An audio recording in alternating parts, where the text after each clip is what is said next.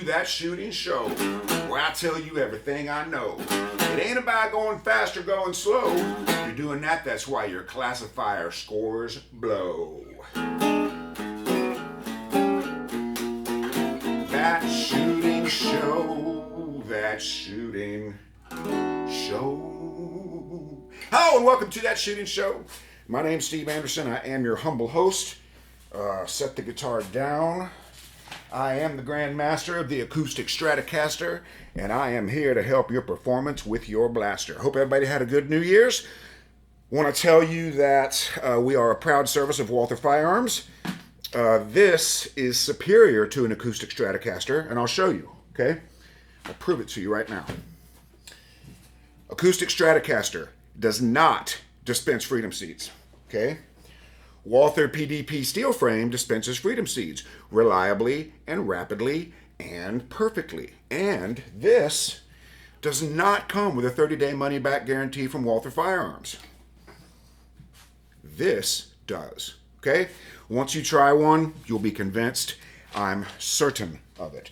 All right, Walther Firearms, also CR Speed, manufactures the finest gun handling gadgetry you can wrap around your waist or anywhere else. The AMG-Lab.com Commanderson timer continues turn heads and continues turn heads and blow minds by putting the time into the tablet.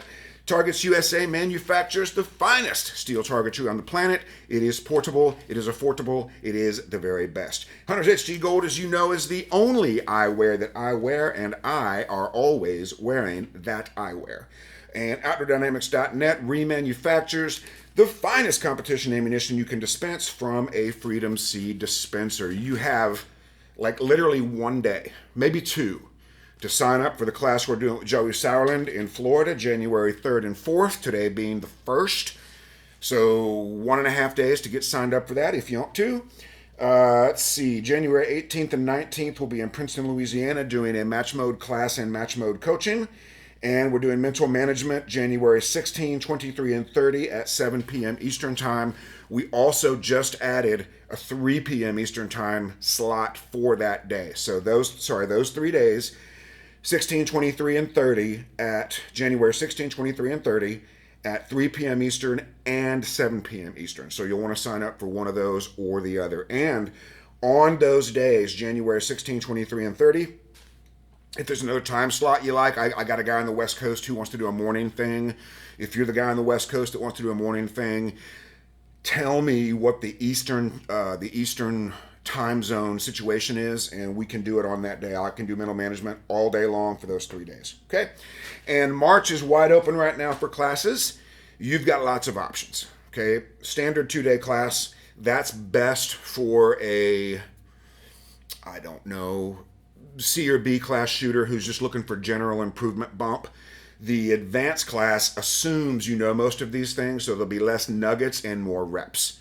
That would be the advanced class. That's the primary difference between those two. However, I am extremely good at tailoring the class for the people that show up. I'm extremely good at managing different skill levels, and I know what you need before you do it, and I've already got a plan. So we'll get that worked out. We also have a new, I don't really have a name for this one yet, but there's a fundamentals class that I've got working. That one needs some guinea pigs. So if you want to, and my roommate and I, we debate laboriously about whether a guinea pig or a lab rat is more commonly associated with experiments. I think the guinea pig is timeless in the world of experimental animals. Like that's the joke, right? I'll be your guinea pig. You don't say I'll be your lab rat.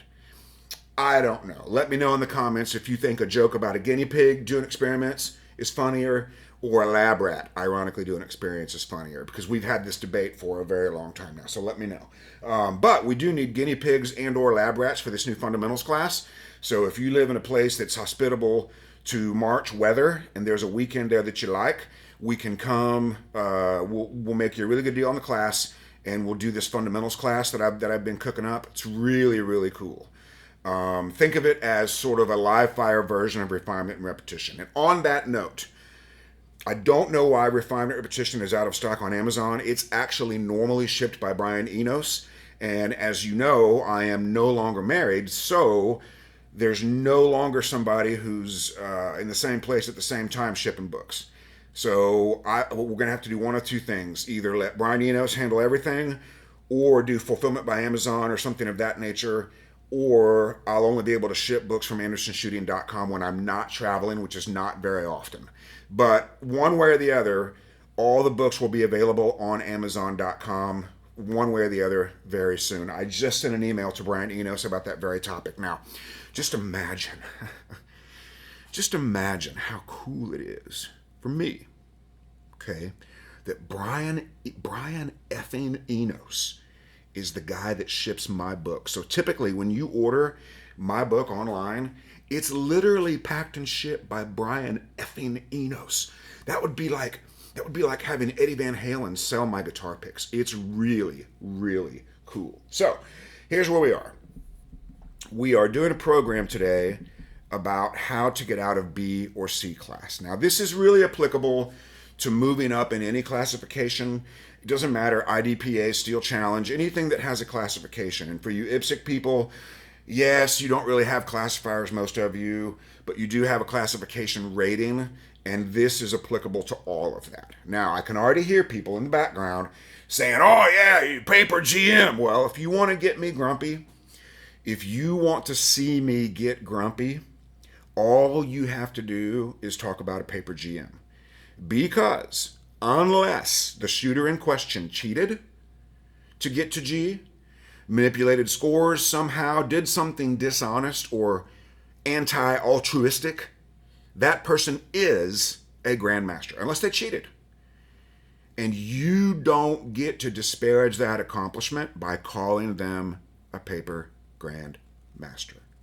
That's just something that you don't get to do. Now, you could say, yes, so-and-so is a grandmaster, but they are not nationally competitive. That's fine. And I know the classifier system is flawed, but now that Jay Slater is in, I'm not sure exactly what his position is, but now he's in a position of influence. Jay Slater is one of the smartest people I have ever met. Okay? Jay Slater will figure out a way to make the classification system better because he is a genius. He can literally look at the world and see the matrix. Are you telling me Jay Slater can dodge bullets? I'm telling you that Jay Slater doesn't have to. That's how smart he is. Okay, so let's talk about getting you out of B class or C class. So we got to start with some questions. Number one, are you getting access to your current level of skill? Yes or no? I need to know. Well, we need to know that. If your practice and match performance are similar, like if you go shoot a drill or a classifier in practice, and then you go to the match and shoot it roughly the same, then you're getting access to your current level of skill.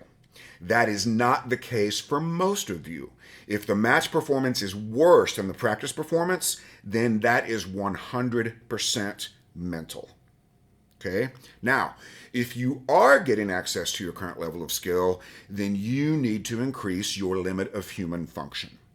You simply need to become naturally, not go faster, you need to become faster.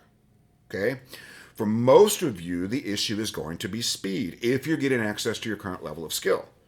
And we're going to talk about this a bunch. Now, these thoughts are not in the greatest order. These are just my random musings. And by the way, you Anderson insiders, the podcast notes are going to be back on the website starting yesterday. That was something that that was something whose responsibility it was to do that, did not do that. But that situation is not a situation anymore, so I know how to do it now, and it'll start. Okay, so we're good there. If you're getting access to your current level of skill, you just need to increase your limit of human function. Okay, we're going to come back to that in a minute. Now, is the issue primarily speed or points? If you're getting good points, no penalties, we need to get quicker. Okay, if we're getting speed but we're not getting good points, that's easy to fix. That's the easiest thing to fix. Now, a points problem can only be sight or trigger. Well, I didn't get a good grip. It's my grip. It's only grip to the extent that grip affects sight or trigger. Okay? You can fire an accurate shot with a poor grip. Now, you can't fire quickly with a poor grip, Meaning, if your grip is poor, you're not going to be able to do it very quickly until you fix that grip, but it won't prevent you by itself from firing an accurate shot. Okay? And then on the subject of grip, if you pull a ham sandwich out of the holster, the old pretzel cheese, beer cheese dripping everywhere, that means you were probably thinking about the draw, or you were probably trying to do a fast draw. Okay? You're not going to get to A class or M class or G class by trying to do a fast draw. You're going to get to A class or M class or G class by having a fast draw, by being a quick draw. Okay? If we think that's important. And of course, the shorter the stage, the more important the draw time is, right? On a 4-second stage, that's a big chunk of time. On a 32-round field course, not so much. Okay? Now, if the issue is sight, then the problem is 100% mental and very, very easy to correct. If you're firing the gun without an acceptable sight picture on a regular basis, you might be an idiot. Right? You really just might not be getting it, right? I'm gonna let you in on a little secret, okay? If you have a dot on your gun, okay, every dot manufacturer that I'm aware of has created this system, this mechanical device, right, that literally lets you control where the bullet goes based on where the dot appears on the target when you decide to fire the gun. So if you're having an accuracy problem, you may not know that. You may not know that the gun is very likely to go where the red dot is when the gun is fired. Did you know that? Okay, so if you know that and if you see that, and you can operate the gun in such a way that you don't disturb that sight picture when you fire it, then you can shoot good points. Okay? It's 100% mental. In the beginning, accuracy is a skill. Later, it becomes a decision that you make to leave only acceptable shots without the conscious control of speed. Okay? Which brings us to number 5. Typically, are you over-trying or under-trying? Over-trying is going too fast. In the words of the immortal Jim Palmer, you're putting some speed on it. And you're firing the gun without the presence of an acceptable sight picture. That's not smart. If you're under-trying, that means you're slowing down to get your hits. Now, the irony here, we have to ask Alanis Morissette. She is the official arbiter of all things ironic. JBO, please let me know if you had to Google Alanis Morissette to get the joke. You can text me and let me know. If you did or did not have to Google Alanis Morissette to get the ironic joke, that itself would be ironic. But slowing down to get your hits or rush, try, hurry will cause a conscious control of speed, which is the biggest problem in the practical shooting world. Both of these are caused by a poor self-image that is thinking or worrying about the results. I will never forget, I was coaching a match, I believe in New Jersey. I'm not sure about that. But this guy was on the squad that I was coaching. He wasn't a part of my group, but he was right on the cusp of M class. Right on the cusp. And he's just worked himself into this frenzy. M class, I got to get to M class. I don't know, he needed 2 percentage points or something like that. But he needed a really good run. And I told him, all I need you to do, I've been watching you shoot. You're very quick. You're very accurate when you choose to be. The only thing I need you to do is put the dot in the middle of the target. But he goes, yeah, but I really need an M class run today. I got to get an M class run. Okay. Well, if you're capable of M-class things, you are going to do M-class things when you put the dot in the middle of the target. If you are not capable of M-class things, then you will not be able to put the dot in the middle of the target in an M-class fashion. So let's make that the goal. I need to become the guy that can do M-class things, not attempt to do M-class things. But if I'm trying to go out and do M-class things with a self-image that doesn't believe I can do it, that is a recipe for over-trying and caninus intercursus. Okay? Number 6, are you filing negative imprints in training? Here you go again, telling me to pat myself on the bottom and give myself a participation trophy for mediocre performance. That's what you're trying to... Mental management's a bunch of hippie BS, man. I'm not going to tell myself I'm the best when I know I'm crap. If you're doing that, you are literally preventing your subconscious skill from coming out. Literally. limiting access to your subconscious skill. The only way that confidence can be built is with positive or productive imprints. Confidence is past success, predicting future success. So if I go to the range and I hate everything I do, and everything I do is not good enough, that's how I'm going to feel when I get to the match, that everything I do is not good enough. Well, you're telling me to just tell myself I'm great? I'm telling you. Okay, self-image is a filing cabinet, okay? Full of every thought you have ever had about your ability. So let's call imprints thoughts of ability. Your self-image is a filing cabinet full of files about those thoughts of ability.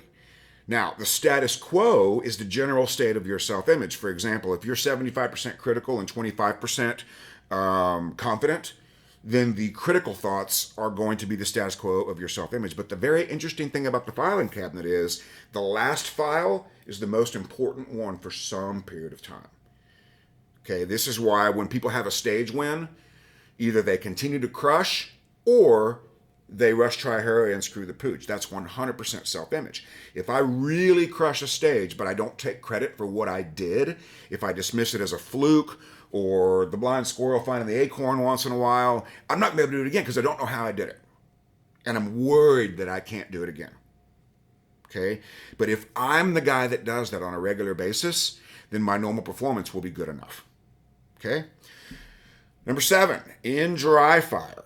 If it's a speed thing, literally all you need to do is put a par time on anything and actively reduce those par times once you know you can make the shots.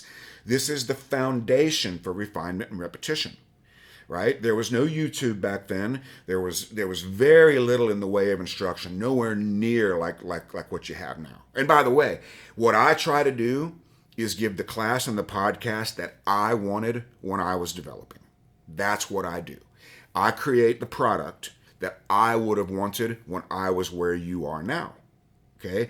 Now, something that a lot of you may not know, I was initially classified in A-class production. I think after my first, as soon as I accumulated enough classifiers.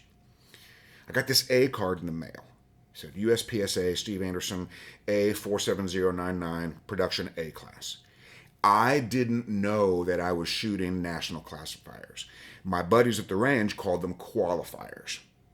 And I frequently didn't know which stage was the qualifier. Sometimes I did, sometimes I didn't. But I had not a full recognition of the fact that I was putting data into a database to earn a classification. I didn't understand that. I was having so much fun I didn't care. Right? But I was just dry firing. I was dry firing a lot.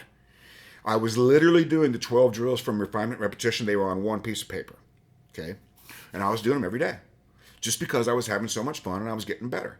Now, speed mode dry fire requires a rock solid match mode before it can be effectively utilized. Because if you want to criticize refinement repetition, you could say, well, you're just teaching people to go fast and not see anything.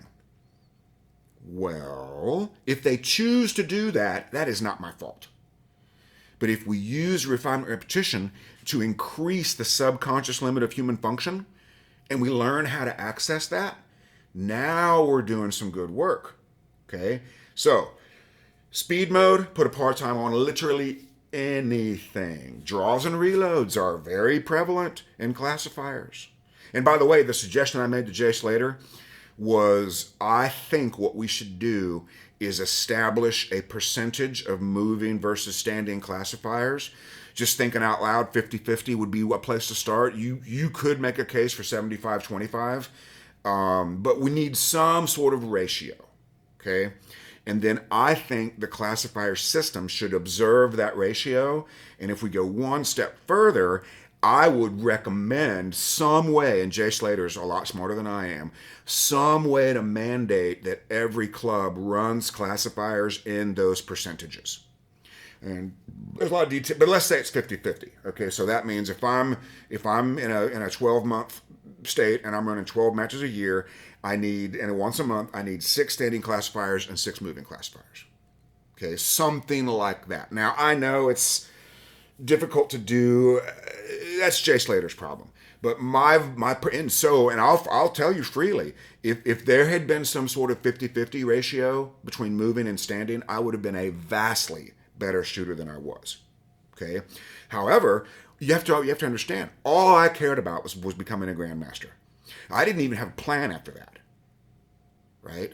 And I was very good at standing and shooting and doing reloads because those were the classifiers that I saw. Okay. At that time, it was mostly the 99 classifiers, and there were movement classifiers, but they were very difficult to set up. So we need classifiers that have some movement, that are easy to measure, easy to set up, and it's good that we're trending in that direction. Okay, because well, we're getting off topic here, but blah blah blah. More moving classifiers, ideally some sort of mandatable ratio that would incentivize more classifiers that have movement. That's just all there is to it. Okay? All right, so accuracy mode is training sight and trigger so you can make every shot. There is no speed measurement in accuracy mode. Accuracy mode would be, drawing to a steel target without really caring about the par time. You could shoot groups in accuracy mode. That would be a way to begin calling every shot. For example, if I take this beautiful, I have to use iron sights. I've got to find an iron sight. Luckily, I have numerous of them. Okay, so empty. Okay, so here I am. I'm going to shoot groups. I'm going to evaluate my trigger. Oh, that shot probably went low. Imagine that. Okay, let's try it again. Okay, I'm going to do it again, and I'm going to get a better trigger pull. That shot went just the tiniest little bit low. Okay, try it one more time. Now I'm going to devote all my attention to a surprise break. I have to hold this gun kind of weird because it's got a grip safety. So don't criticize my thumbs, because my normal high thumb grip won't deactivate most grip safeties. So just keep that to yourself. Okay, here we go. Pressing. Okay, that trigger pull did not disturb that gun. Yeah, but your muzzle was wobbling a bunch. Doesn't matter. It literally doesn't matter. That's one of the cool things we can show you in class, by the way. So that would be accuracy mode dry fire. Match mode means I'm leaving only acceptable shots as quickly as I can see them. This would include makeup shots. Now, I'm not timing anything in match mode. The only thing I might do is put like a 20-second par time on it to just go back and forth between two targets. But I'm not counting how many times I do it. I'm not measuring draws. I'm not measuring anything but my ability to leave only acceptable shots, including makeups, for 20 seconds. Okay, we'll do a whole show about that. It's necessary for sure. All right, and when it comes to dry fire, multiple sessions are better than marathons. I was doing it for 2 to 3 hours a day in one marathon. I would sometimes do 2 a days, but I would dedicate pretty much my entire evening to dry fire. I discovered 2 a days a little bit later. 2 a days are very effective at getting access to a limit of human function quicker, because you don't need the warm-up that's sometimes required if you're doing marathon dry fire sessions. So like if you were able to dry fire 3 times a day for 30 minutes instead of 1 time a day for 90 minutes, that would be better. Okay? Same amount of time total, multiple sessions. And if you're working from home on a regular basis, for the love of Pete, put your rig on in the morning. Wear your rig around all day. You could literally become one with the gun if you could wear your rig all day. I suggested that to a guy in Australia. He thought I was crazy. This was during the height of the lockdowns. And I said, you're working from home, right? Yeah, I'm working from home. Okay. Put your rig on right now. Dry fire while you go to the bathroom. In between Zoom calls, do some dry fire. Literally become one with the gun. I'm pretty sure, I don't know if they still do it, but high school quarterbacks used to carry the football around all day. Well, that's going to make you a better quarterback. Okay? Now, in live fire is very tricky when you're trying to get good fast.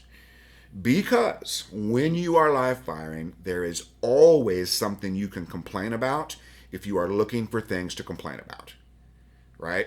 Every run, you can find something wrong with that. That one was slow. That one was sloppy. I suck again. So we're going to change that. We're going to shoot for score, pretty much whatever you want, okay? Establish a hit factor that you think represents your current level of skill, and then establish a goal. The next higher class is usually a good goal. If I've got a C class score, and that represents my current level of skill, I want to shoot a B class run. So get out your USPSA classifier app if you're shooting a classifier stage and figure it out. What's my hit factor need to be? And then do a little math, budget for a couple of Charlies, ideally on partials. We're not looking for a clean all alpha run in most cases. Okay, but let's say my hit factor is a 6. Let's say it's a 6, and that's C class, and I'm looking for a 7. Okay, what do I need to do? You're probably going to find you need better points or faster time. Ding, ding, ding, ding, ding. If it's speed that you need, you're going to dry fire the exercise some percentage faster than you need to live fire it. 15 to 25% depending on division and distance to the target. For example, if I'm shooting can you count with an open gun or a PCC, my dry fire and live fire times are going to be almost identical. But if I've got 25-yard, probably isn't a classifier. If I've got 12-yard partials, my dry fire and live fire times, if I'm shooting an iron sight gun, are not going to be the same. Okay, so that's gonna figure into that percentage. But what you need to do is, what does it feel like? What does it feel like to dry fire a 7 hit factor instead of a 6? That feeling needs to become normal. And you don't need to shoot a single bullet while you do this, because we've already proven you can hit the targets. So let's save ammo and let's save potential negative imprints to self-image by only measuring speed for a short period of time. Okay? Do that for some period of time. And by the way, this is the big advantage in physical fitness, right? Joey Sauerland can do a lot more reps of something in dry fire than somebody who's not in good shape. For example, if we're dry firing something with movement, Joey Sauerland can do that for 2 hours. I cannot. I can't do it for 2 hours. My body is not in as good a shape as his. Okay?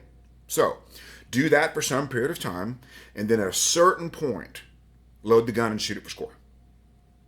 Now, this is an excellent time to test your amount of surrender to the correct point of focus. There's probably, this is where that is learned.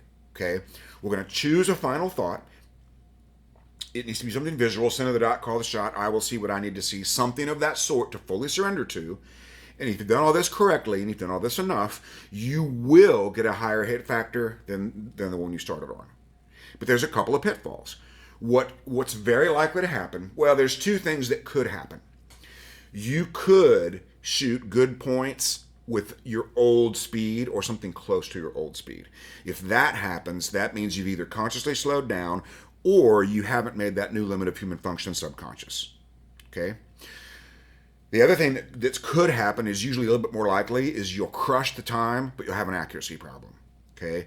That's reflective of incomplete surrender to the correct point of focus. That means you said center the dot, call the shot, but you were secretly thinking about going fast. Typically is what that means. And that's okay. But we need to know that, right? And this is how you live fire pretty much anything in the world to get better. But you got to do the reps at the new limit of human function. Now, regarding classification, I think that it really measures level of participation and hours of training. Okay? A grandmaster is living the sport or has lived the sport, because that's what's required to get to the top 5% of what a human being can do with a firearm. Do we really think that the pinnacle of performance from a human being with a handgun should be achievable quickly and easily? Do we really think that? Like, could I go join an NFL team and be a professional quarterback in a couple of weeks? Probably not. A master is dedicated but not obsessed. An A-class shooter has prioritized the sport in their life a little bit. A B-class shooter is interested but is not dedicated or maybe not able to be dedicated. So level of participation really depends on your lifestyle, right? A single guy who's self-employed can dry fire as much as he wants to. But a single mom who's a nurse and or a waitress is not going to be able to have a high level of participation, and that's okay. A C-class shooter is likely not training regularly and or effectively. I don't know that I've ever met a C-class shooter who has met or exceeded a dedicated practice schedule, because you can't stay in C-class if you're practicing effectively, efficiently, and a lot. Okay? And a D-class shooter is a casual or occasional participant. And that's fine. I'm not casting judgment, but you got to be, I don't want you to be realistic, I want you to be honest. Right? If I'm going to go to a match once a month and not practice, I don't have an and shooting might be the only sport or hobby I've ever seen where people expect to get better without regular practice. I just don't know if there's another one where people expect that. Probably because of the testosterone associated with shooting. Men think because they are kind of born with a firearm on their body, they think that they're going to be able to just do shooting things because they're dudes. I don't know. But G, if you want the G, you need to be willing and able to live the sport. You can get to master by being dedicated but not obsessed. A class is somebody who's prioritized it. B is interested but not dedicated. C is likely not training regularly and or effectively. And D is a casual, occasional participant. Your pay value will determine your level of participation. I had to become a grandmaster. I had to. Because at that time, Steve Anderson had never been great at, well, I was a great songwriter and guitar player. But the record industry didn't think so. And so I was not given the stamp of approval on playing guitar and writing songs. Okay? So, what is your pay value? Why do you want this? Why is this important to you? And you got to be honest about that. Right? Don't give me some BS about proficient gun handling. Now, let's say you're on a church security team. Well, that's good because you're literally protecting the flock. So you better be fast and you better be accurate. So that's good pay value. Hey, I'm on the church security team. I'm really interested in being faster, more accurate. It's wonderful. But the pay value will determine the level of participation. Okay? Now, here's another issue. I have a very good friend, one of the guys I've really enjoyed getting to know. He was having trouble getting out of C class.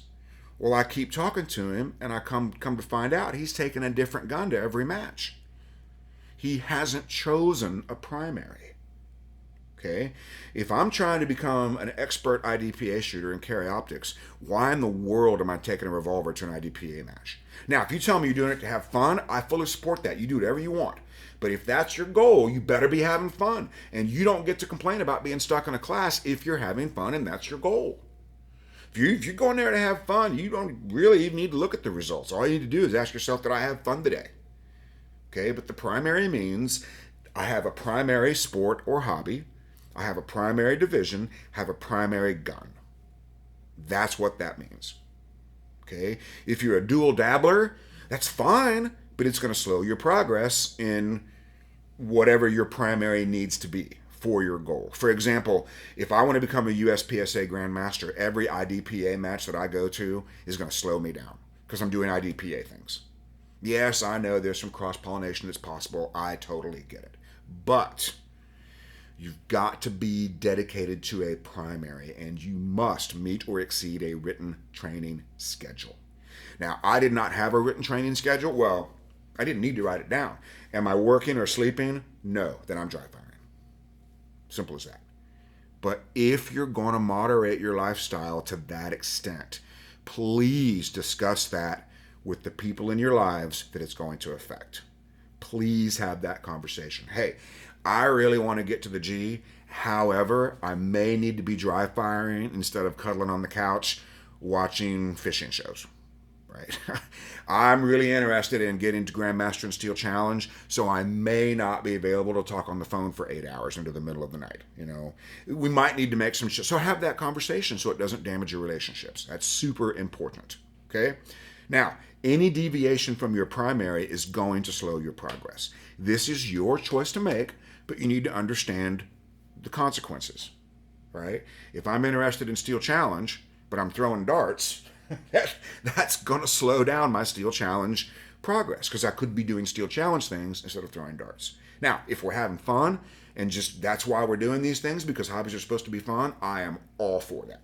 Okay? Now, the book Refinement Repetition will get you to Grandmaster as it has for dozens, if not hundreds. Okay? I was the first Grandmaster in the state of Ohio, and I did that using the drills from Refinement Repetition. Okay? Those drills can easily be converted to moving drills if you're willing to be creative. For example, drill number 1. Okay, draw to the comfortable sight picture. Okay, standing looks like this. Okay?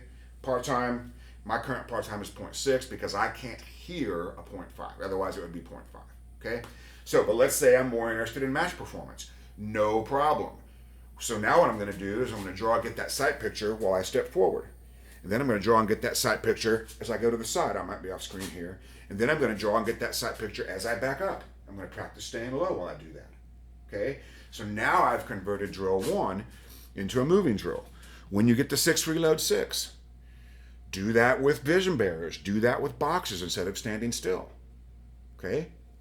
You can make any of these movement drills just by adding the words while moving to the drill. And you can do whatever you want.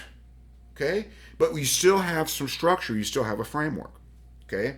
So, if you're going to dry fire shooting while moving, that needs to be on match mode most of the time.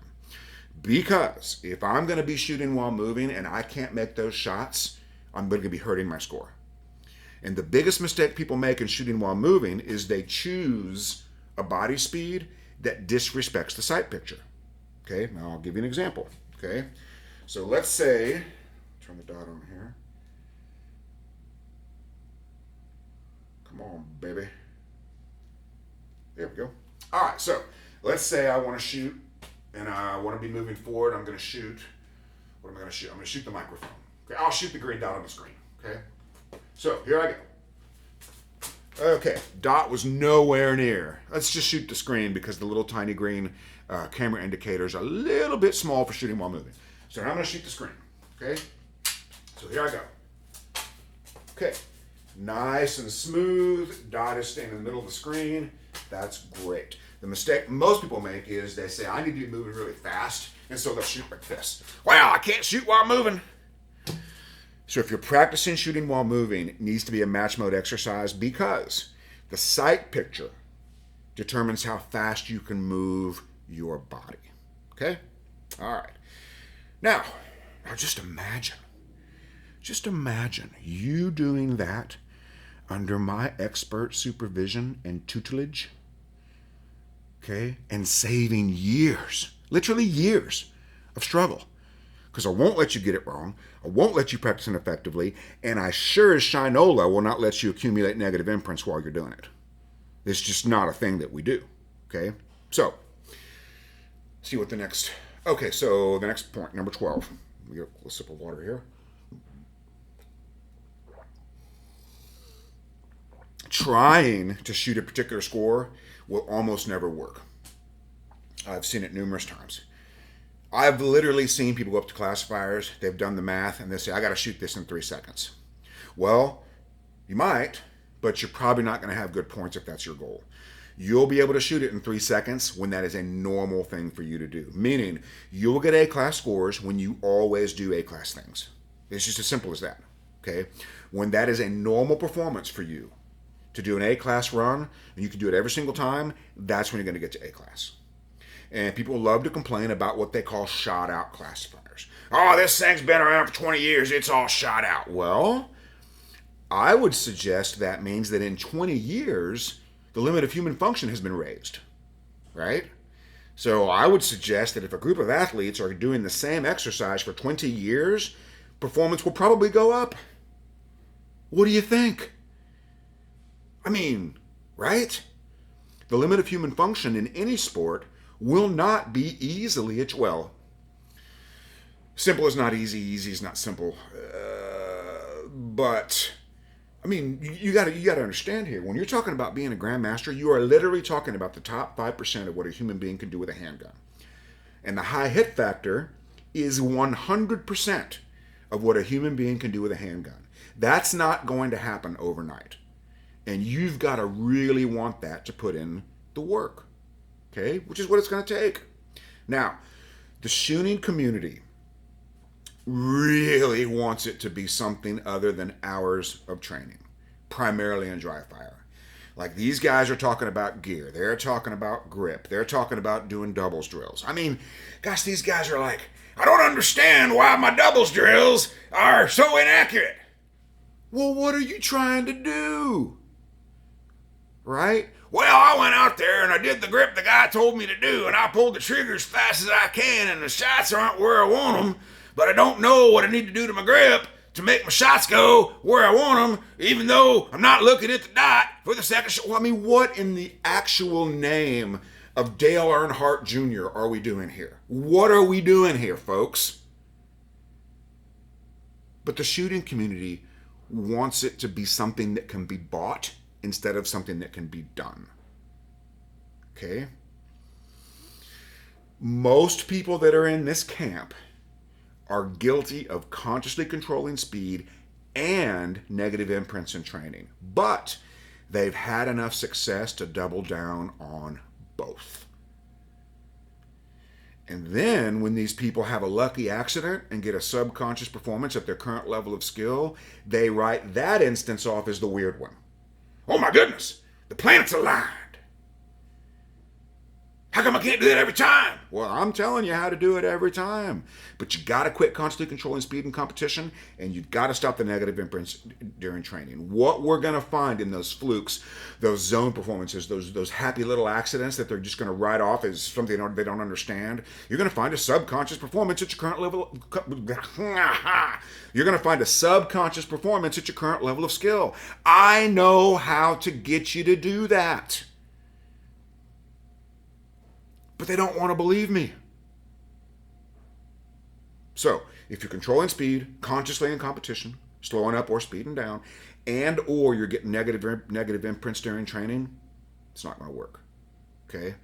These people that are consciously controlling speed and in some cases seeking negative imprints during training, they can't figure out why they're in the middle of the pack. I've got the answer, but they don't believe me. So, which is fine. It's not a problem. Keeps me in business. Now, your goal, let's say you want to get to B class. You're currently in C class, you want to get to B class. Is this goal plausible, possible, achievable, or is it inevitable? The people that I have helped to get to Grandmaster, it was inevitable. I am going to be a Grandmaster. We made that inevitable. That's when goals happen. Not when they're plausible, possible, or achievable. And it doesn't matter to me whether your goal is realistic or not, but I'm going to tell you something. Oh, hang on. Here's what I'm going to tell you. You guys don't remember Here's what I'm going to tell you. Matt, do you remember Here's what I'm going to tell you? Do you remember Here's what I'm going to tell you? Hang on. Do you remember Here's what I'm going to tell you? No, I've not. What is that? So, like, the worst boss I ever had. Yeah. He was a compulsive storyteller. Oh, okay. And I know you're like a child, like you like to see yourself on the screen. Oh no, I don't care. I just like. No, I'm just. This is my roommate and landlord, the mighty Matt Adams from Kentucky. Yeah, not landlord. This is his gun vault. Should we give him the address and the code? Yeah. Yeah, it's Let's do that. 1717 Mind Your Own Business Street. Somewhere in USA. Go Homeville, Florida. Right? Yeah. Okay. Right. That's the address. And the passcode is 8675309 OU812. That'll get you at 5150. 5150. What were we? Oh, here's what I'm gonna tell you. Yeah. So I had the worst boss ever. Yeah. And he was a compulsive storyteller. Okay. Right. And so anytime something would come up, he had to be the expert in that field. Didn't matter what it was. And he would wait for the tiniest little gap in the conversation and go, here's what I'm going to tell you. Oh, gotcha. So start telling me something. About what? It doesn't matter. Darts. I was throwing well. Now. Here's what I'm going to tell you. Okay. See, so now I have the floor. Yeah. So he would use here's what I'm going to tell you to get the microphone. Oh, got you. Yeah. So here's what I'm going to tell you. Very interesting. Yeah. Have fun throwing your darts. Yeah. I was like, oh, I'm done with you now. Goodbye. Yep. See you later. So here's what I'm going to tell you. A reasonable goal is going to inspire reasonable change. An unreasonable goal is going to inspire unreasonable change. And it doesn't matter to me which route you go. All I know is if you want a drastic result in your shooting performance, you're going to have to make a drastic change to your life. Again, have those conversations with your loved ones so you don't wind up ruining good relationships over a hobby. I'm just saying that is a thing that can happen. But mental management, I promise you, will get you to any goal that is inevitable. Look what Jay Beal has done. Jay Beal has done everything I've ever told him to do. And look where he is. Joey Sauerland has done everything I've ever told him to do. And look where he is. Jay Slater has done everything I've ever told him to do. And look where he is. Rich Alloway, Pennsylvania. Drew Maruski. I know I'm going to leave people out. That's why I don't like to do a lot of name dropping. But guys, I've got this figured out. And if you're willing to do the work, literally the sky is the limit. But you've got to understand how the mind works inside of performance. I understand that. I learned it from the guy, not the guy that invented it, but the guy that codified what gold medalists were doing. I can literally teach you how to win the Olympics. Okay? Think about making Grandmaster versus winning the Olympics. It's a lot easier, and I can teach you how to do it. We can do a class about it. You can come take mental management. And the newer you are to the sport, the more you need mental management. And I would go so far as to say the lower your level of participation is, mental management, I hate to say more effective. I got to ponder that for a minute. We don't have time. Okay, well, let's just put it this way. If your level of participation is low and you're not going to, or you can't practice a lot, then you need a rock solid mental game. Somebody that's practicing a lot could get away with a poorer mental game perhaps than somebody that's not practicing a lot. Okay? All right, so go to AndersonShooting.com, upcoming classes. If you want to achieve your goals, all you have to do is let me know what they are. I need a little bit of money for my time, and I promise you, if you're willing to do what I tell you to do, you're going to achieve your goals. You could keep screwing around doing something different, and that's up to you. But if you want to get where you want to go, I can absolutely get you out of B class or C class or anywhere else you choose to go. Okay? That's what I'll do for you. All right, so hope you've enjoyed today's program. Let's see. Do a complete improvisation here. And if you don't like the guitar playing, I apologize. Not really. Till we meet again. Be like me, do what I do, say it with me. 1, 2, 3. Love you, bye. Are you ready? Let's roll and get to work. Get to work. Happy New Year, everybody.